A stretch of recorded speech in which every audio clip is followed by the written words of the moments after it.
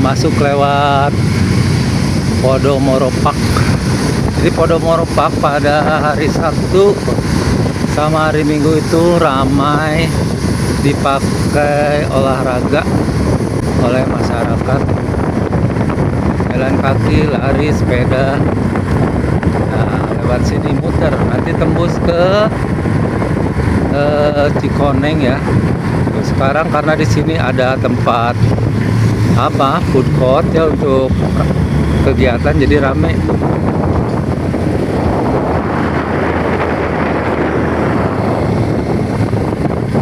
Kita lanjut lagi ya.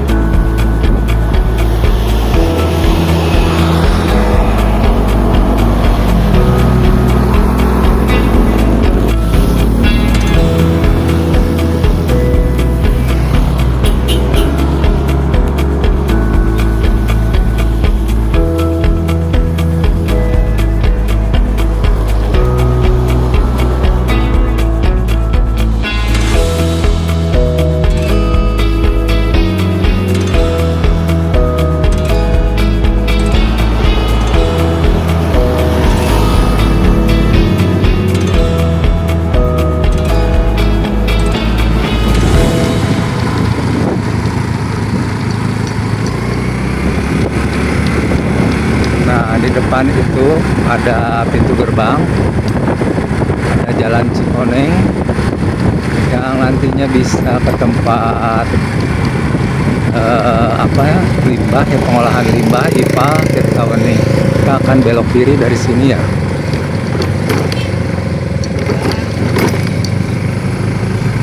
Ke Cikoneng.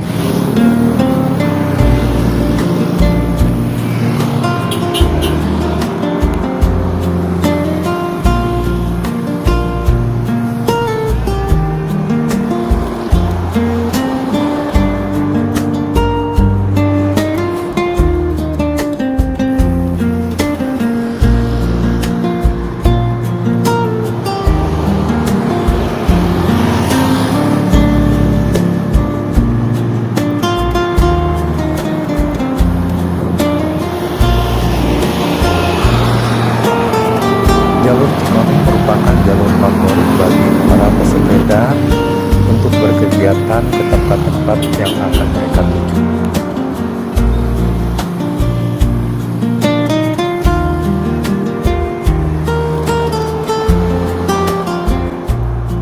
Nah, di sini kita belok kanan ya menuju Ciwastra.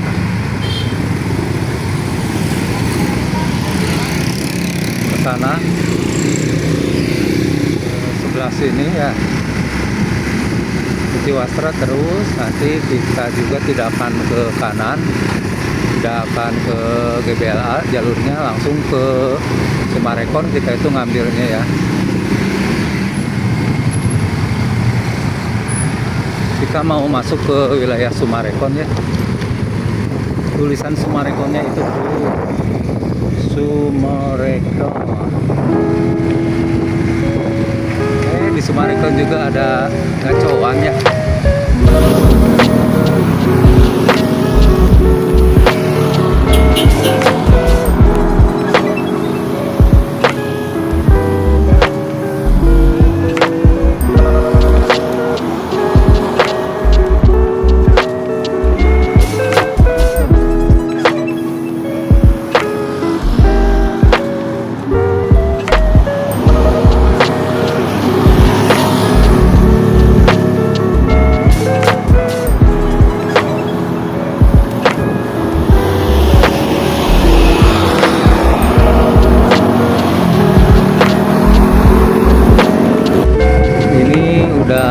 berada di Sumarekon ya, tempat main itu di sini.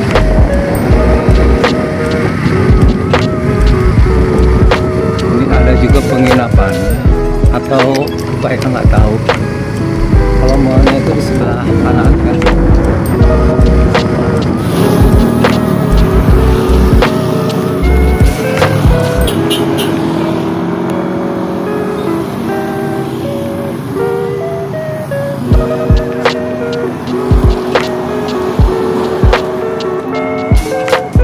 Belok apa lagi ya sebutnya teh? Potong jalan lagi lah ke perkampungan.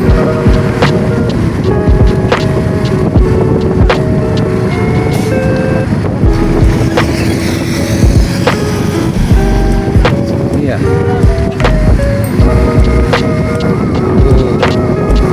Jadi ke Masjid Al-Jabar itu tidak mesti jalan depan, tapi bisa juga jalan belakang nih. Oh, jalan dekat sungai. Nanti kita lihat ya. Ya, sebelah kirinya langsung Masjid Al-Jabar.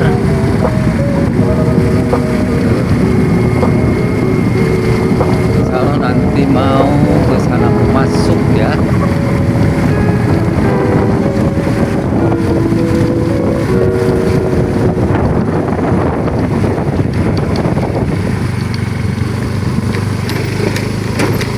Nah, dari sini kemana? Ke sebelah kanan ya. Tuh masjidnya di dekat jembatan sini. Kita nanti ke kiri ya.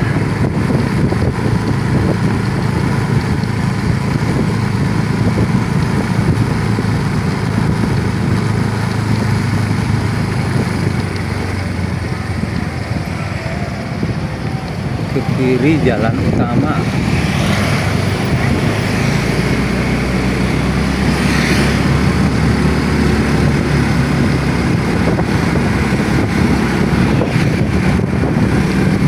Kayak odong-odong itu.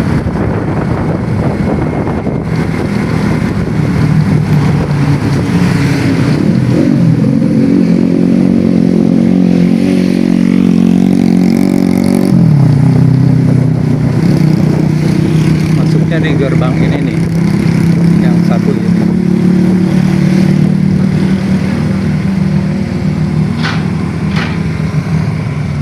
Mananya?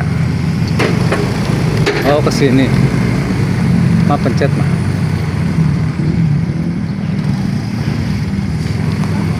Silakan ambil tiket atau dompet. Silakan masuk. Silakan masuk. Silakan masuk. Silakan masuk. Masjid Al-Jabarnya. Kita udah menuju Masjid Al-Jabar ya. Kita mau melipir ke kiri ya, ke kanan. Ini mah. Ini mobil odong-odong, itu mobil yang bisa dipakai keliling-keliling ya.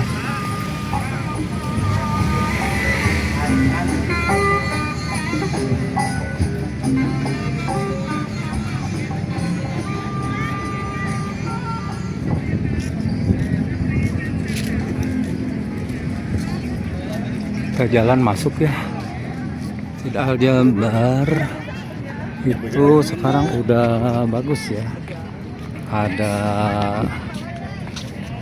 apa? Ada danaunya,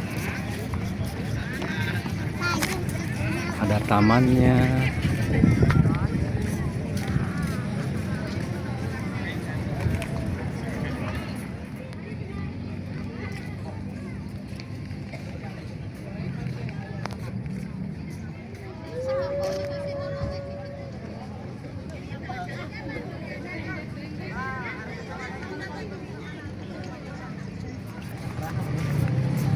Kita mau masuk ya, mau masuk ke Masjid Al-Jabar. Karena ini masjid selain digunakan untuk beribadah, tapi ada juga sarana edukasi buat masyarakat yang datang ke sini. Bukan hanya untuk dari kota Bandung, bahkan dari luar kota Bandung ya, dari daerah Jakarta, Bekasi, Bogor, bahkan dari Jawa pun ada yang ke sini.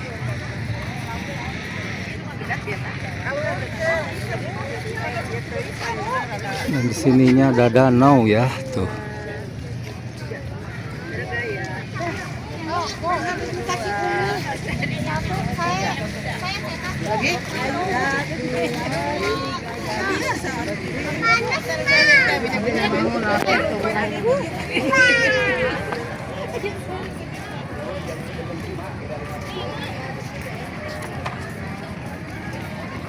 Kita mau masuk ke masjid dulu ya. Ini area wudhu ya. Area wudhu. Kalau yang pinggir-pinggir itu disebutnya lorong-lorong ya. Ininya apa? Menara ya. Bagus. Ayo kita ke sini.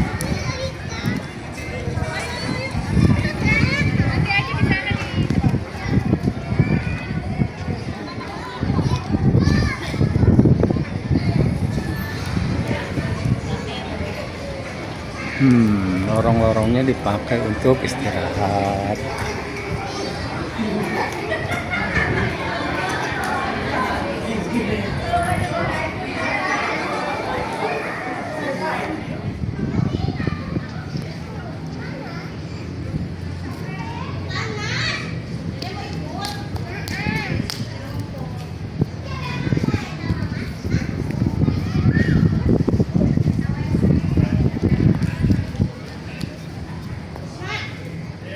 Ini area wudhunya ya. Area wudhunya juga bagus. Coba kita lihat sebelah sini ya.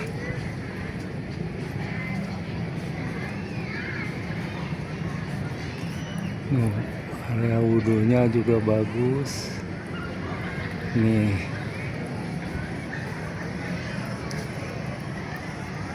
Tempat duduknya. Kita masuk lagi ke area penitipan sandal ya.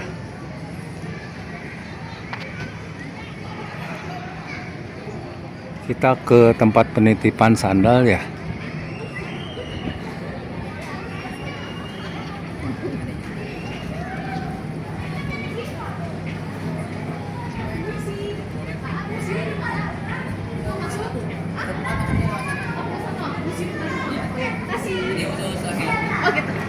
Oh ya, ini tempat penitipan sepatu.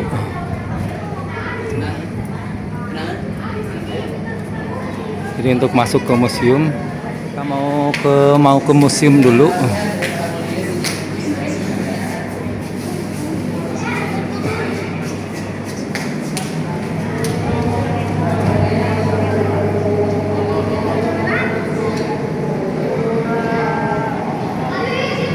Langsung terus ya. Jadi ke museum itu nanti masuk ke lorong ini.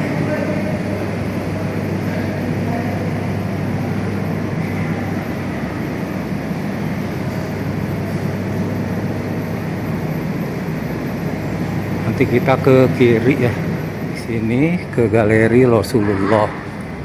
Ke sebelah kiri.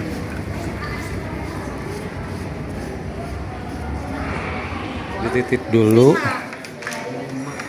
Nah, kita titip di nomor 8 ya, tempat penitipan barang. Sesi kunjungan di meja penukaran tiket. Nah, kemudian ini ke sini ya, sana kita udah pesen tiket dulu pakai aplikasi Sapa Warga. Tiket ke sini itu gratis ya. Jadi nanti setelah dikasih tiket di barcode, kemudian diberikan ke petugas yang di depan sana itu. Kita nunggu sebelum kegiatan ke museum dimulai. Jadi sekarang udah mulai dibuka museum di Masjid Al Jabar. Kita masuk ya.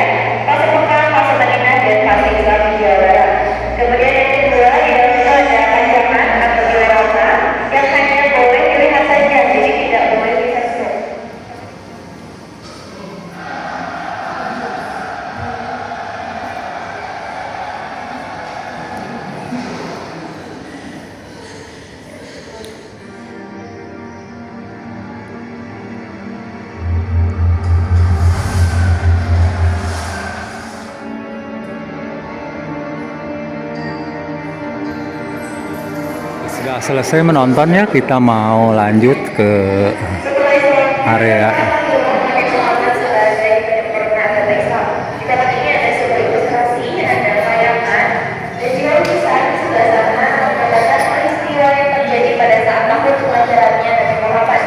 Ada pasukan bergajah dipimpin oleh Raja Abraham akan menyerang. Pas ini adalah perkiraan rute perjalanan pasukan gajahnya. Ini berawal dari Sana'a atau kota Yaman menuju ke Mekah. Dan juga peristiwa ini diabadikan lewat turunnya surat Al-Fil. Di sebelah sana ada kaligrafinya.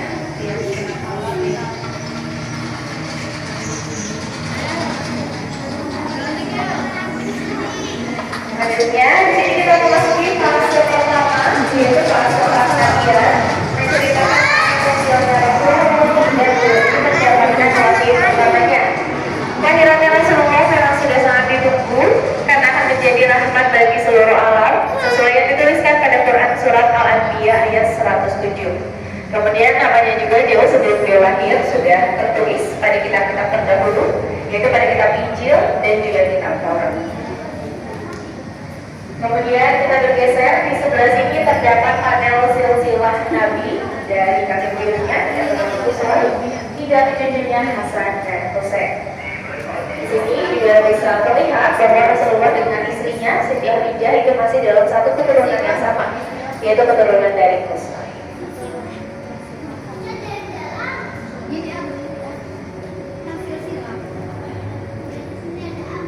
Kemudian di sini adalah diorama papan silsilah Nabi.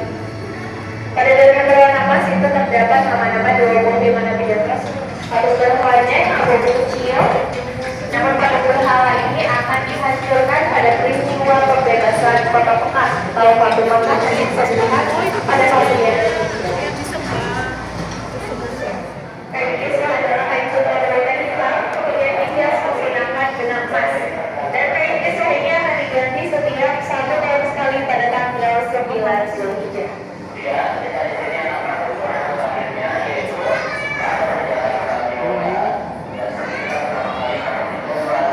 Selanjutnya, sebelah sini ibu berapa para semua kita akan melewati replika dari kue sama dari sampai berjalan saja. Kira-kira dalam tempat Rasulullah ini menerima wahyu pertamanya melalui perantara malaikat Jibril. Ini replika Gua Hira ya. Dari sini kita bahwa beliau sudah diangkat sebagai seorang nabi dan rasul.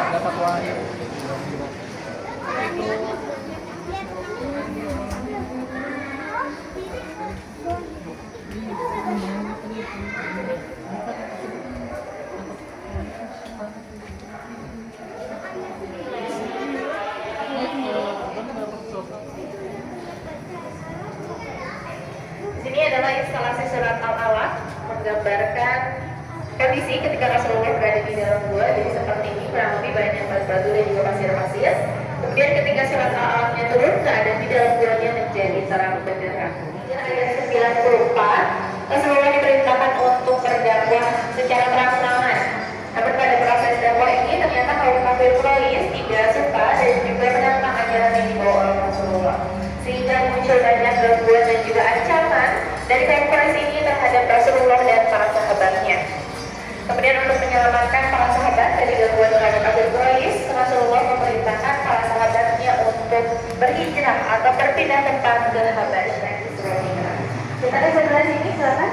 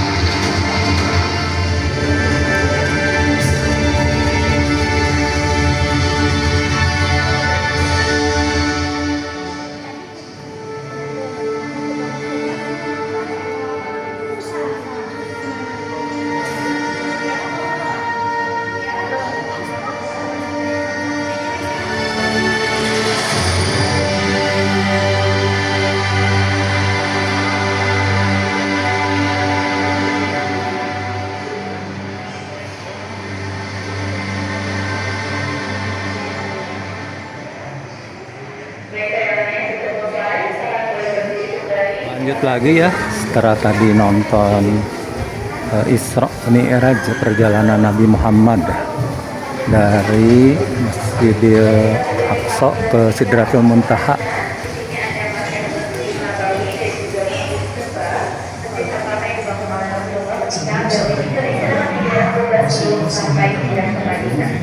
Seperti fase ini, beberapa semua sangat berkeliling saja dibebaskan dengan durasi sekitar 5 menit. Boleh mengambil foto, video, atau membaca pandangan Anda. Nah, kita katanya mau ke Raudhoh ya. Jadi replika konstitusi tertulis pertama di dunia yang pertama di Madinah. Piagam ini ditandatangani oleh berbagai suku dan kelompok yang menetap di Madinah. Salah satu fungsi piagam Madinah adalah menyatukan dan menciptakan kehidupan masyarakat yang damai dan tentram di balik segala perbedaan yang ada. Selanjutnya, Rasulullah membangun masjid yang kedua, yaitu Masjid Nabawi, yang dibangun di sebelah tempat tinggal beliau. ini ada pedang ya di depannya. Sebuah perjanjian antara kaum muslimin dan kaum kafir. Replika pedang. Busur dan pedang ya. Yang pertama, ini terus nanti ada warna oranye. Salah satu isinya adalah kesepakatan untuk tidak melakukan peperangan selama 10 tahun. Rasulullah mengajak 120 Di dalamnya ada ilustrasi mimbar, mihrab, dan juga beberapa pakaian. Ini ilustrasi Raudhah ya. yang disebut sebagai haji wada. Oh, Pada tanggal 12 Rabiul Awal, nah, kirinya ini ada mimbar. Kalau yang di aslinya itu mimbar, terus ini tempat apa ya? Kalau itunya itu di sana. Kalau yang saya tahu mah rumahnya Nabi itu yang Raudhohnya itu di sebelah sana. Kita masuknya biasanya dari sini. Ya. Dan nanti pulang ke sebelah sana. Kalau di Madinahnya gitu. Lima.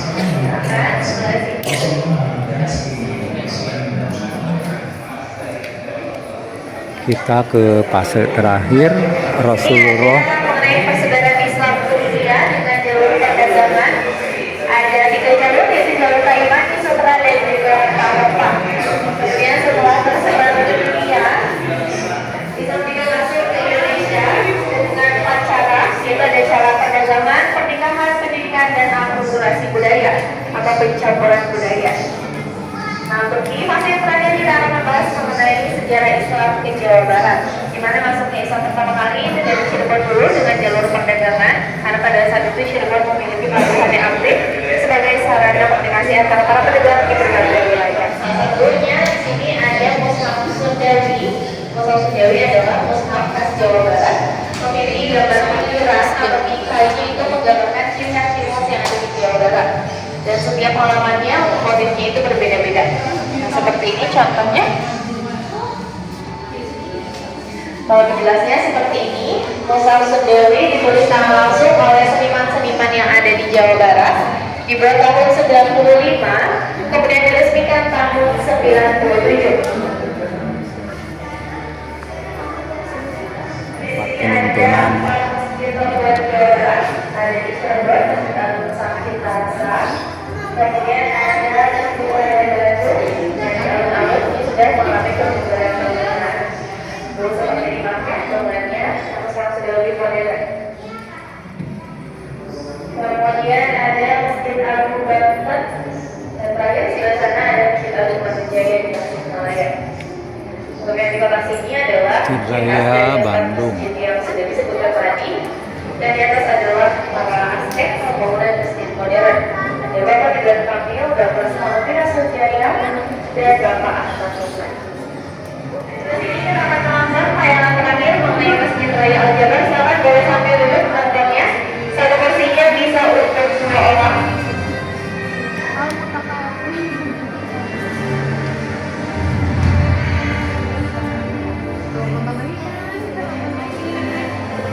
Ayo kita nonton lagi.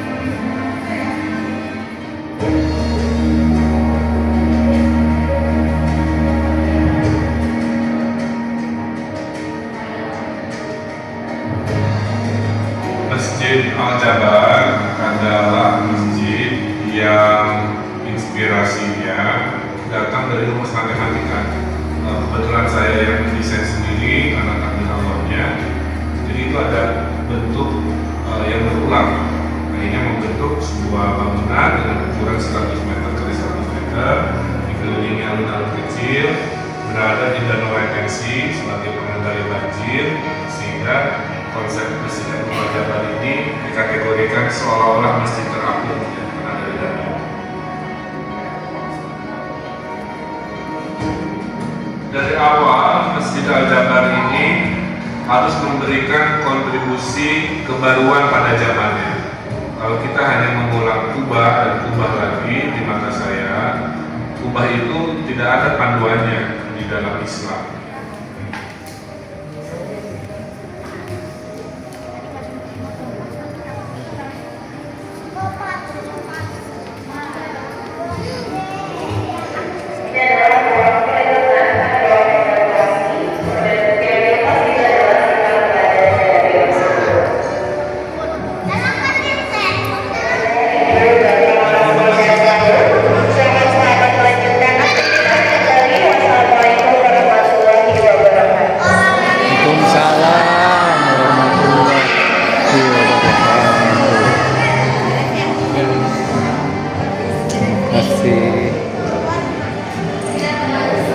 Kita kembali lagi ke luar. Sekarang pintu keluarnya di sebelahnya yang tadi ya. Alhamdulillah kita sudah bisa berkunjung ke museum replika ya Rasulullah dan perjalanan Rasulullah berdakwah.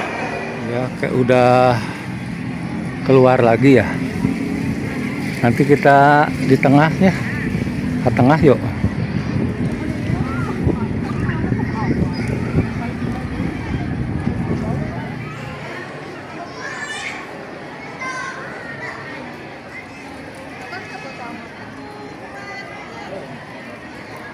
Kita mau pulang sekarang ya.